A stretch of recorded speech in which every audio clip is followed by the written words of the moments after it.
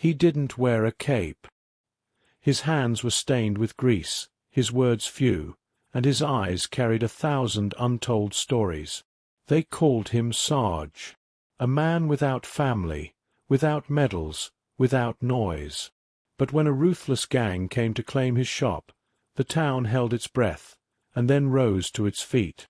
Bikers, cops, veterans, those he had once silently saved, stood guard. The door to the garage slammed open so hard it cracked the glass. 3 men walked in, leather jackets, dead eyes, and the kind of confidence that came from never hearing no. They didn't look around. They didn't have to. They knew who they were looking for. The mechanic didn't flinch. Grease-stained hands still deep in the guts of an old pickup, eyes narrowed beneath a worn Marine's cap. The radio in the corner buzzed with a country song, untouched by the tension. "You Sarge?" the tallest one asked, flipping a tire iron in his hand like it was a coin. Sarge didn't answer. He kept working, the sound of his wrench loud in the silence. The local cop, Jenkins, sat in his patrol car just across the street, coffee forgotten in his hand. He reached slowly for the radio. "We might need backup," he whispered, eyes wide. "A lot of it." Inside, the leader of the trio took a step forward. "You were told to sell. You didn't. That's disrespect." Sarge finally looked up. His eyes were pale steel, unreadable, cold, patient. The kind of stare that had seen worse than threats in a garage. "Get out," he said quietly. The leader smirked. "Wrong answer." But then it started.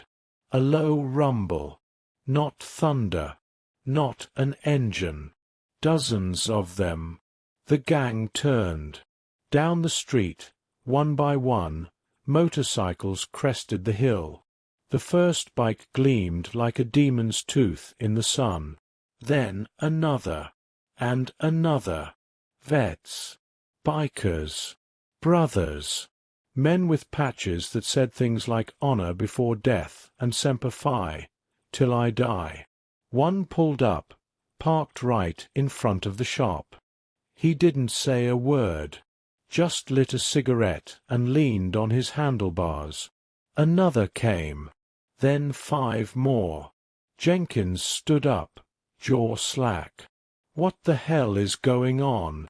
A teenage girl from across the street peeked out the diner window and whispered to a waitress, "Is that the Riders of the Cross?" The waitress nodded slowly. "Yeah.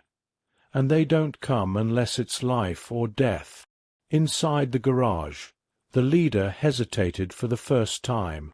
"You called them?" he asked Sarge. "No," Sarge replied, standing slowly. "They just knew." The gang shifted, uncertain now.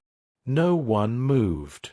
The air had changed, thicker, heavier, charged like before a lightning strike. The biker who'd arrived first stepped forward. His voice was calm, but it cut like gravel under boot. "You're not touching him." The gang leader laughed nervously. "You gonna stop us?" The biker took a slow drag, blew smoke into the silence. "Not just me." He nodded up the road. More headlights. More engines. A wave of loyalty coming down the asphalt. Nobody touches Sarge. Before he was Sarge, before the grease and the grit, he was just a kid with no last name that anyone remembered. The file at the orphanage read, "Daniel, no known relatives. Found at bus station, age 4. That was it. No photo. No birthday. Just Daniel. By 10, he'd learned to fight. Not because he wanted to, but because hungry kids didn't get seconds unless they could throw elbows. He kept to himself, spoke only when forced to, and was already building things out of scraps while other boys smashed windows.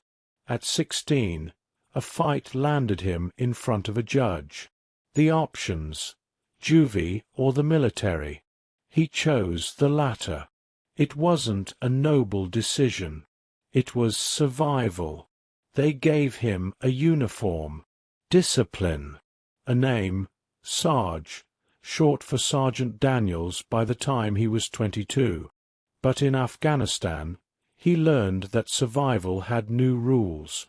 The convoy was hit hard. An IED tore through the lead vehicle. He dragged 2 men out of the flames with a dislocated shoulder and shrapnel in his leg. One of them didn't make it. The other had kids waiting at home. That kid sends him a Christmas card every year. When he came back stateside, no one was waiting. No family, no parade. Just a folded uniform, a metal knee, and a country that had moved on. So he bought a run-down garage with a leaky roof on the edge of town. Started fixing things. Cars. Generators. Anything broken. But Sarge never talked about the past. People asked. Once. He'd give them that look, like a door slamming in your face. They stopped asking. He worked quietly. Paid cash. Kept a cot in the back. Ate sandwiches. Drank black coffee. No friends. No Sundays. No complaints. Then they started showing up. Lost boys. Broken men. One by one. No one knew how they found him. A whisper here. A story there. No flyers. No ads. Just word of mouth. He doesn't ask questions. Just gives you a wrench. One of them was Paul. Paul used to be a medic. Pez chewed him raw. Spit him out on the side of the road with a bottle in his hand and no memory of where he left his shoes. "I woke up in a ditch," Paul said once, his voice trembling. "Rain pouring. Mud everywhere. I was gonna finish the job that night." He looked down at his hands, scarred and rough from rebuilding engines. Then he pulled up in that old truck. No flashing lights.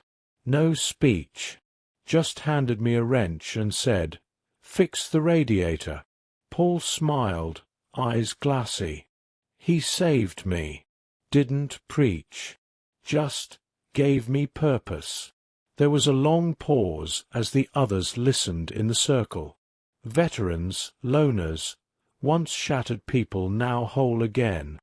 "He fixed me," Paul whispered, "and never asked for anything back." The thing about Sarge was, he never rescued anyone, not in the way people expected. He didn't hand out hugs, didn't offer soft words. He didn't care about your past or your pain, only about whether you could hold a wrench and shut up long enough to listen. But if you stayed, if you showed up the next day, and the one after that, something changed. Not loudly, quietly, like rust turning to shine. Take Maria. She showed up one December morning, soaked in sleet, 2 kids in the back of a rusted-out Corolla with a cracked windshield. Widowed. The husband drank himself to death, left debt and a broken furnace behind. She came in asking if Sarge fixed radiators. He didn't say a word, just pointed to the toolbox. She didn't know a socket wrench from a tire iron, but she learned. He made her. Her hands blistered, her eyes burned, but she didn't quit. By spring, she was rebuilding carburetors and saving for her own place. Now she runs the front desk. Her kids call him Uncle Sarge. Then there was Reggie, 14, skinny, angry, a runaway with more bruises than belongings. Tried to steal the battery out of an old Buick one night. Sarge caught him. Didn't call the cops. Didn't yell. Next morning, Reggie was scrubbing oil stains off the garage floor with a toothbrush. Week later, he was sleeping in the cot out back. A year later, he was welding frames and fixing bikes better than most grown men. He graduated high school wearing a clean shirt and steel-toed boots. Sarge gave him the keys to an old Harley. No words, just a nod. And then there was Eddie. Heroin. 7 years deep.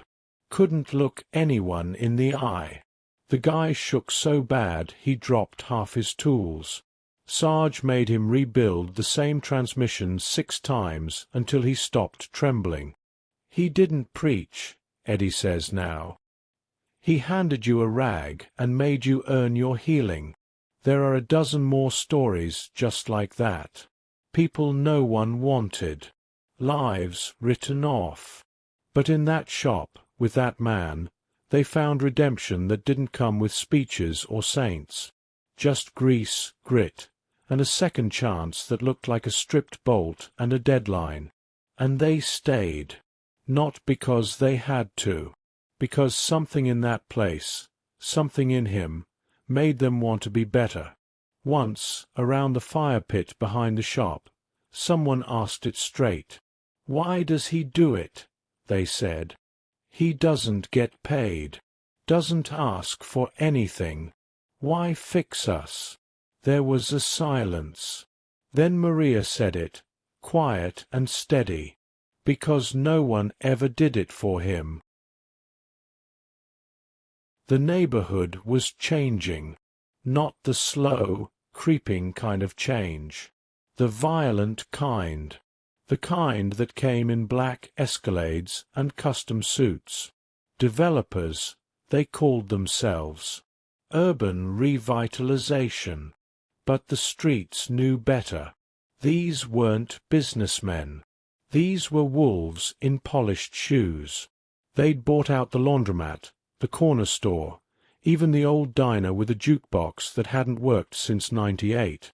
One by one, the lights went out on that street, until only Sarge's garage still glowed after dark. And that made him a problem. A man named Vincent Russo came by first. Not loud, not threatening, just too smooth. The kind of guy whose cologne walked in before he did. He leaned on the counter and said, "We'll make it worth your while. Big money. You can retire. Get yourself a little house by the lake." Sarge didn't look up from the carburetor he was cleaning. "Not for sale," he said flatly. Russo smiled like a snake. "Everything's for sale. Even pride." Sarge just grunted. The silence that followed was colder than steel. That night, the warning came. Windows shattered. Spray paint across the garage door. Move or burn. Maria found it first. Blood on the asphalt near the dumpster. Someone had tried to fight back. It was Reggie. Bruised. Lip split. He'd slept in the back room and heard the glass go. Tried to stop them. He was lucky they left him breathing. Eddie cleaned the blood in silence, teeth clenched. Maria pulled her kids from school early. The others circled in like soldiers setting perimeter. The cops came. Filed a report. Shrugged. "This area's been targeted," one officer said. "You'd be smart to relocate." Sarge didn't answer. Just nailed plywood over the busted windows and kept working. The next day, a white envelope appeared on the counter. No return address. Inside, photos of the shop. Maria's kids. Reggie walking home. Eddie smoking out back. It wasn't just pressure anymore. It was personal. Paul, who'd fought 2 tours in Fallujah, looked at the pictures and exhaled slowly. "They're not bluffing." "Who are they?" Maria asked, her voice thin with fear. "Doesn't matter," Sarge said. "We don't run." That night they bolted the doors and took turns on watch. No one said it aloud, but they all felt it, the weight in the air, the crackle before the storm. The garage had always been a place of healing. Now it was a fortress. And outside, the enemy was circling. Reggie stood by the boarded window, holding a crowbar, his face pale but steady. "They'll come back," he said quietly, "and they won't be bringing warnings." After the blood was scrubbed from the pavement and the glass swept into bags, the garage returned to what it always was. Work. Sarge didn't say a word. He didn't bark orders or give speeches. He just went back to fixing a 72 Nova with a blown transmission, hands steady, eyes calm. To an outsider, it looked like nothing had happened. But the silence was different now. It wasn't peace. It was pressure. The kind that settles into your bones and waits. The kind that makes birds go quiet before a tornado. Word spread fast through the neighborhood. "Something's coming," they said in hushed voices at the diner. "You hear about Sarge's shop?" whispered the barista at Joe's coffee shack. "I heard Russo wants the land for some kind of luxury condo project," said the bartender. "But Sarge won't budge." The street, once forgotten, was now under a microscope. People slowed their cars when passing the garage. Neighbors walked their dogs with uneasy eyes. Sarge didn't flinch, didn't add security cameras, didn't post online, didn't plead for help. He patched up the Nova, then an old F-150, then rewired a bike for Eddie. Each clang of a wrench echoed louder than any scream. Then, on the third day, a cruiser pulled up. Officer Dillon stepped out, a decent guy in a bad system. He looked around the shop, the boarded windows, the heavy quiet. "Sarge," he said, removing his cap, "I gotta ask, why don't you fight back?" Sarge tightened a bolt and didn't look up. "I did," he said, "every day, since I was 10. This is just another one." Dillon shifted awkwardly, wanting to say more, but knowing there was nothing he could add. He left with a nod, his face pale. Inside, Maria locked the till and closed the front door early. Eddie moved the welding tanks closer to the back wall, just in case. Reggie cleaned the tools twice, hands shaking just enough to notice. Then came the hush. Even the city felt it. No wind, no sirens, no cars, just stillness. And then, the distant hum of engines. Low, thunderous, familiar. Reggie's head snapped up. "That's not Russo's crew." Maria looked toward the horizon, shading her eyes. "No, it's not." Outside, the camera would pan up over the hill beyond the railroad tracks. And there, stretched like a steel backbone against the setting sun, rolled a line of motorcycles. Chrome and leather, tattered flags, faces hardened by time and fire, old warriors, brothers in arms. Some still had marine patches on their jackets. Others wore biker cuts with road names faded from war and weather. They weren't here for violence. But they weren't here to negotiate, either. They were here because someone whispered across the wind, "Sarge is in trouble." And that was enough. They came as the sun dipped low, tires crunching gravel and hearts beating like drums. One by one, the motorcycles lined the street. Then the trucks. Then a few dusty sedans. Nobody had to say it. They weren't here for a car show. Eddie was the first to step outside.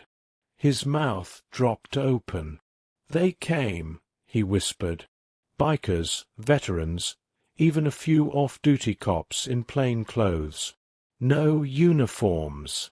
No banners. Just people who owed Sarge more than they could put into words. There was Big Ron, the biker who'd once tried to rob the shop 15 years back, and ended up working there for 7. "I was high out of my damn mind," he said, patting Reggie's shoulder. "He didn't call the cops. Just handed me a mop and said, 'Start earning.'" Maria's jaw trembled as she spotted someone unexpected. Her old parole officer, Joan, now retired, standing with arms folded, eyes sharp. "I used to think second chances were for TV," Joan muttered. "Then he showed me otherwise." Reggie pointed. "That guy over there, he used to be a deputy. Fired for refusing to shake down the garage. Now look at him." The man in question stood silent, holding a small wooden sign. Burnt letters carved by hand. "He fixed me. Now I fix him." The crowd kept growing. Some brought food. Others brought tools. But most brought only their presence, and that was enough. An old man limped in with a walker. "I ain't here to fight," he said, "but I'll stand." A young woman pushed her stroller beside him, eyes fierce. "Same here." Inside the shop, Sarge didn't change expression, just wiped his hands on a rag and stepped out. He looked at the crowd, nodded once, then went back inside. That was all he needed to say, because they didn't come for a speech. They came for him. On the hill, the black Escalades returned. Tinted windows. Tense silence. This time, no warnings. Just intent. Russo stood with his usual smirk, flanked by muscle in designer shirts and tight smiles. One of his guys looked at the growing crowd and hesitated. "You seeing this? That's half the damn county." Russo didn't blink, just cracked his knuckles and smiled like he'd just spotted a game worth playing. "Let's make this loud," he said. And with that, the tension snapped tight like a drawn bowstring. The storm wasn't coming anymore. It was here. It happened at 3:17 a.m. No warning. No headlights. Just shadows slipping between buildings and the scent of gasoline soaking into the pavement. Russo's men moved like rats, quick, dirty, silent. They weren't here for talk. This time, they wanted fire. One of them crept to the back wall with a jerrycan, eyes darting. Another unslung a bat wrapped in barbed wire, dragging it along the chain-link fence with a sick grin. What they didn't know, someone was watching. From the second floor of the building across the street, a teenager with a cracked phone pressed record.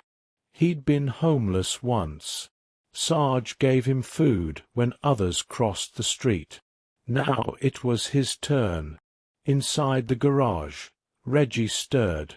The window rattled. Then a crack. The front tire of Maria's pickup exploded, slashed. Reggie ran for the back. Eddie grabbed a wrench. Maria flicked the breaker, plunging the shop into silence and shadows. They didn't scream, didn't panic. They fought. One of Russo's men threw a Molotov. It hit the wall, flames licking upward. But before the fire could breathe, Big Ron tackled him through a stack of crates. The glass bottle shattered against concrete instead of dreams. Gun drawn, Russo stepped forward himself now, furious. "You think this ends with a few bikers and sob stories?" He raised the pistol. That's when a voice boomed behind him. "You shoot him.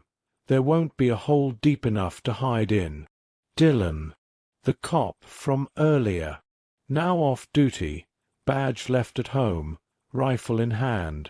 And he wasn't alone. For other ex-military stepped out from the shadows. No uniforms, no backup, just conviction. "You brought a gun," Maria hissed at Russo. "He brought everyone else. And someone else brought the world." The teen's video, posted live, was already climbing views. The fire, the attack, the fear, the faces of men in suits trying to destroy what little was left of a good man's corner of the world. By dawn, the city wasn't quiet anymore. Phones rang non-stop. Hashtags exploded. Radio stations talked of nothing else. Hashtag stand with Sarge. Hashtag fixing lives, not just cars. Hashtag Russo exposed. The mayor's office tried to downplay it, but it was too late. The people had eyes now. And fury. At 6:42 a.m., the first news van arrived. By 7:15, 5 more lined the street.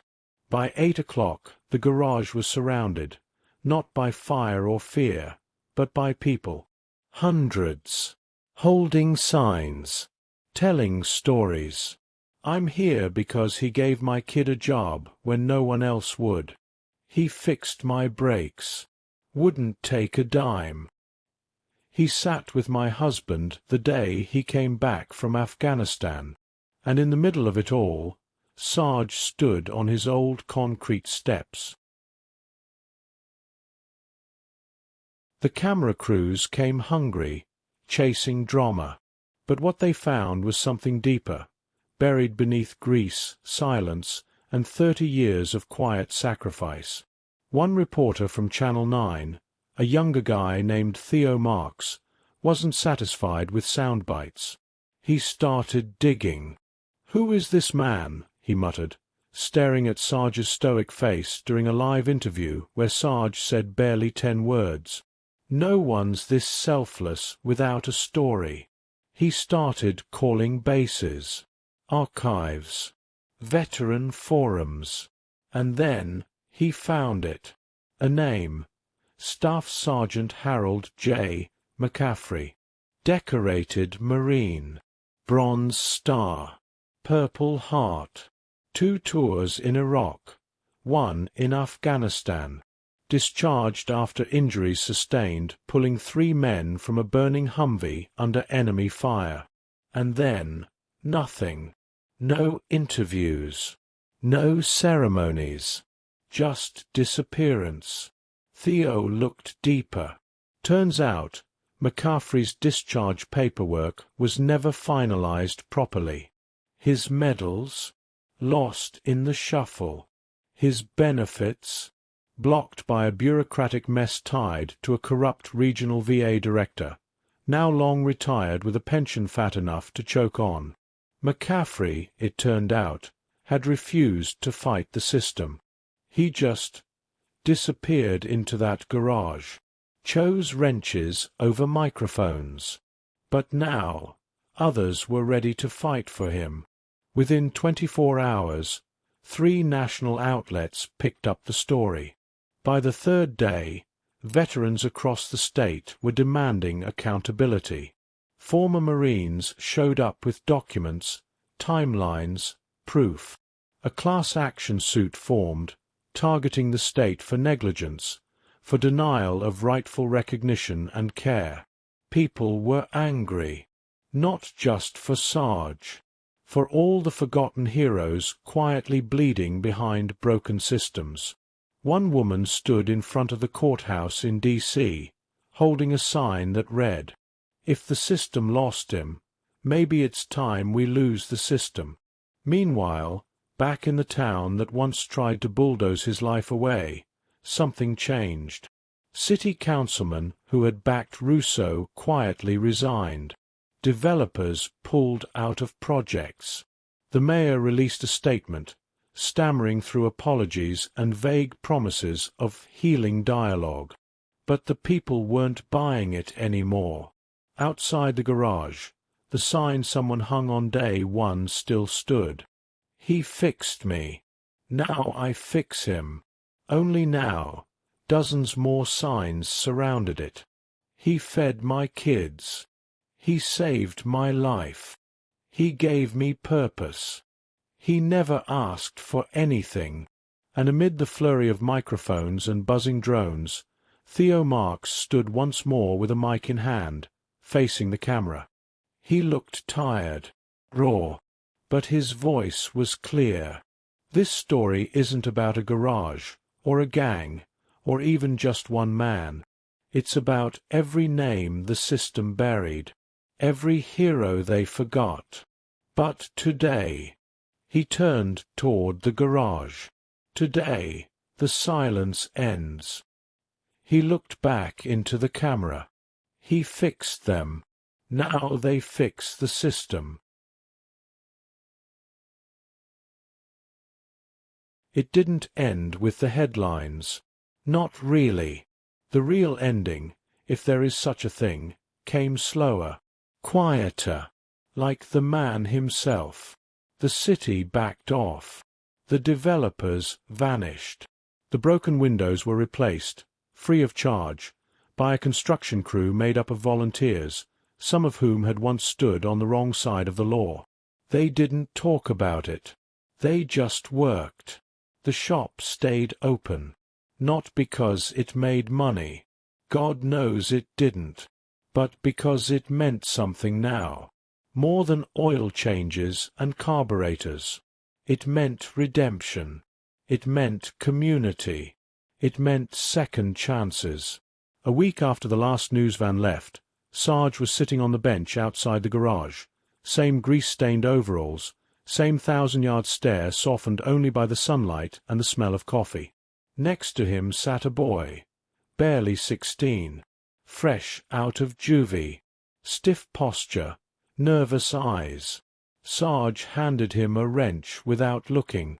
"Start with the alternator," he said. No welcome speech. No pep talk. That's how he worked.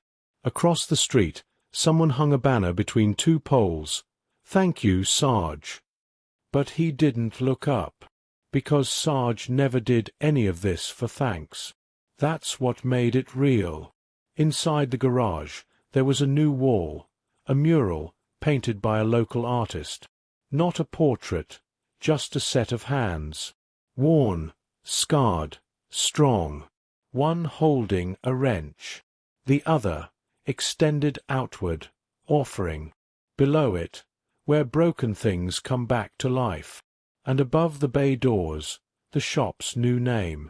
Sarge's Garage, burned into steel, not just painted. On the day of the dedication, the entire town showed up. Veterans in uniform, single moms with their kids, old men with stories and bad knees. Even that one cop who used to drive by and nod silently. He brought donuts. No speeches. Just music and hugs, and engines rumbling like distant thunder. When the mayor tried to shake his hand, Sarge just nodded once and kept walking, because he had a carburetor to clean. A journalist asked an older mechanic what made the place so special. He didn't blink. "We thought he fixed cars. Turns out he fixed people, and people remembered." At sunset, the teen working with Sarge dropped a bolt and flinched, expecting a lecture. But Sarge just handed him another. "No big deal," he muttered. "We all drop things." The camera panned out slowly, rising above the garage, the sign catching the golden light. Sarge's Garage, where broken things come back to life. And beneath it, quiet as always, Sarge kept working. Because some men don't need statues. They leave legacies written in grease, in lives saved, in second chances given without a single word.